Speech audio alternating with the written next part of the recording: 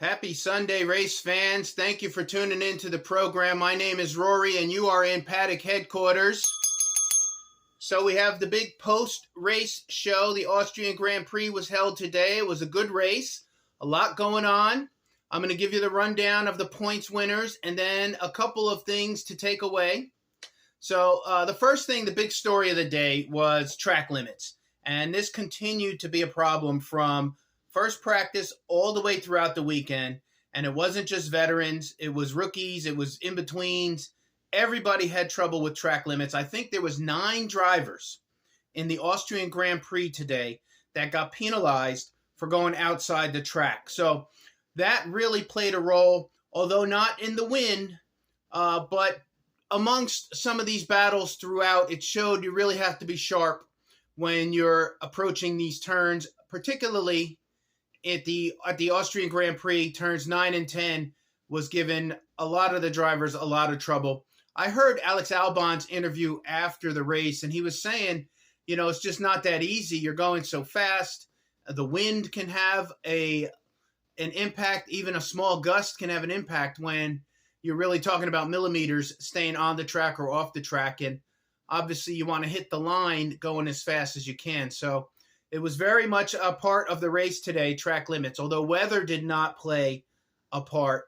There was no rain. There was a threat of rain towards the end, but it never came. Nevertheless, tire degradation was also an issue with several teams, particularly with Haas and a few others, really trying to manage how quickly the tires were the degradation occurred.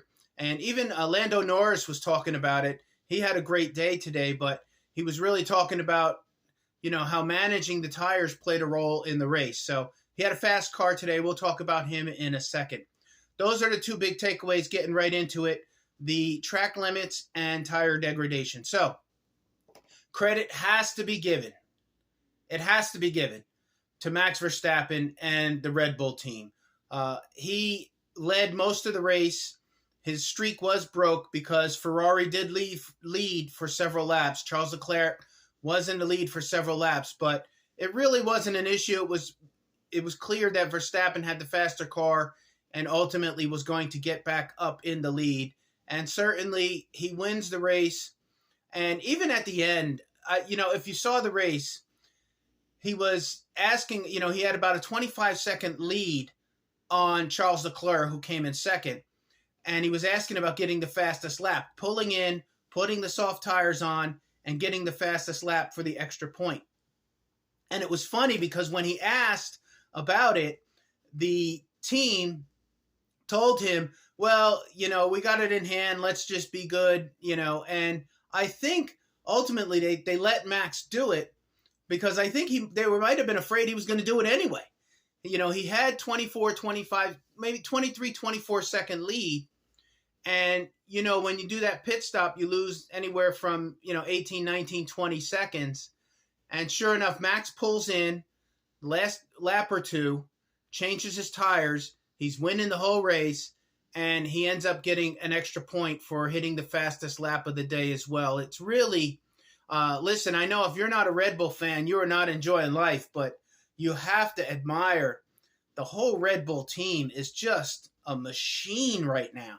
And big credit, him pulling that risky move at the end because anything could have gone wrong and cost him the win, the podium, at least the number 1 spot. But the pit stop, the pit crew really pulled in. It was, a great pit stop. I can't remember how fast it was, 2.2, 2.3 seconds, something like that. But he needed the pit stop, the pit crew to deliver, and they did.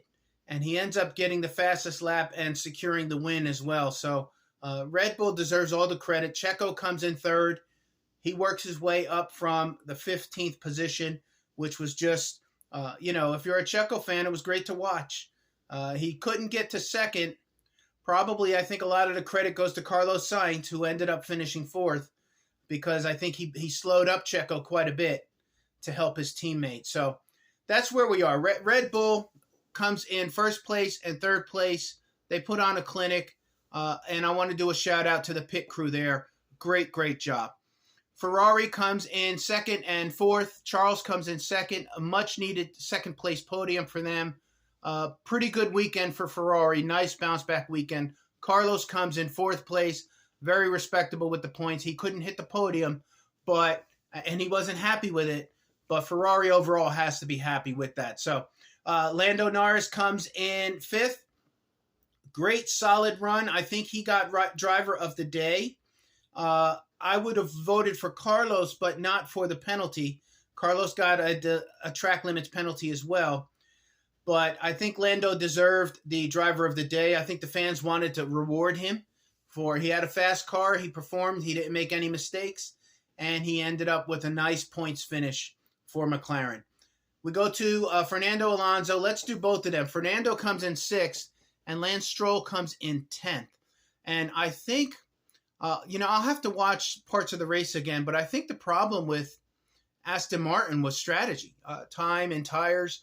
I couldn't really tell if they had the car to be up there in second and third, but we never really could see it because I think they mismanaged the tire strategy there. So Aston Martin gets a few dings, even though Alonso comes in sixth. So that's a respectable position, but Alonso had been finishing, he'd been getting podiums, second and third. So, it's not very good for Aston Martin. They didn't have a great week.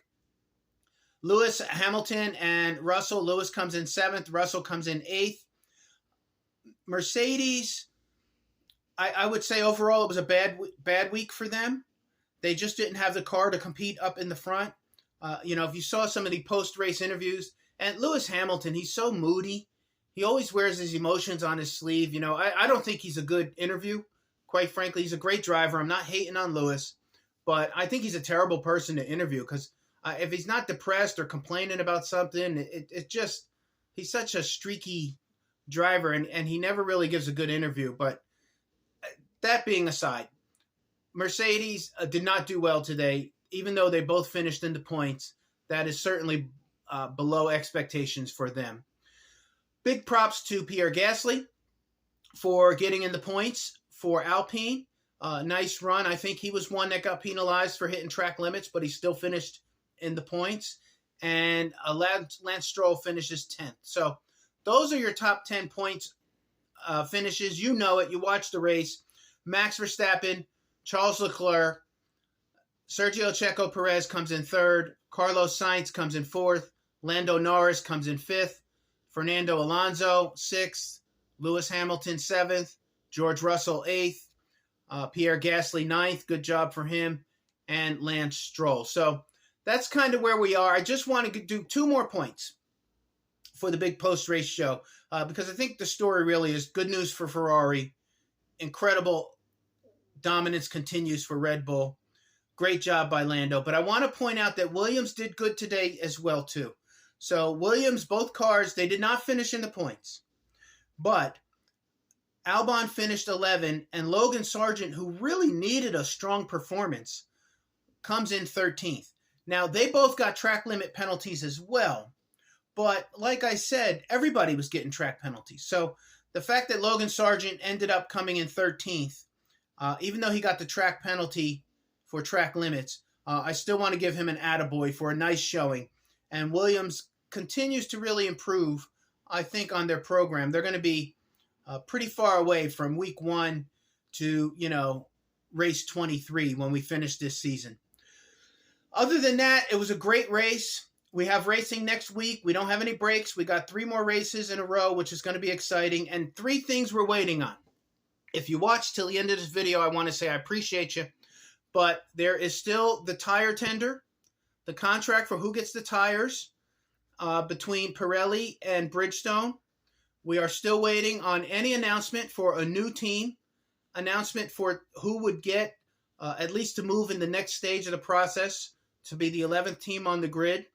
And we're also still waiting to hear news of Lewis Hamilton's contract negotiations with Mercedes. So those three things are still out there. We'll talk about them during the week. I will see you tomorrow. Thank you for watching. Paddock Headquarters out.